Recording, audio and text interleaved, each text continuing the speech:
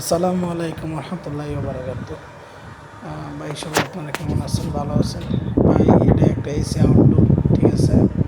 এটা আপনার সমস্যা হইতেছে নিচে থেকে ভোল্টেজ আসে, পাওয়ার আসে, পাওয়ার মাফি তো আসার কথা হইলো আপনার 240 220, কিন্তু আসে হইলো আপনার 180 81 70 এরকম আসে আর কি।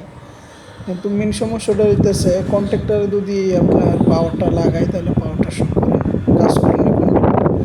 কন্ট্যাক্টর থেকে যদি আপনার কেবলটা খোয়াই ফেলাই, ঠিক আছে, তারপরে আপনার পাওয়ার শো করে, তো লাগাইলে আর পাওয়ার শো করে না, কাজও করে না। তো আসলে সমস্যাটা কি আমি বুঝতে পারতেছি না। যদি কোনো ভাই টেকনিশিয়ান ভাই জানা থাকেন এসির, তো একটু দয়া করে জানাবেন, ঠিক আছে।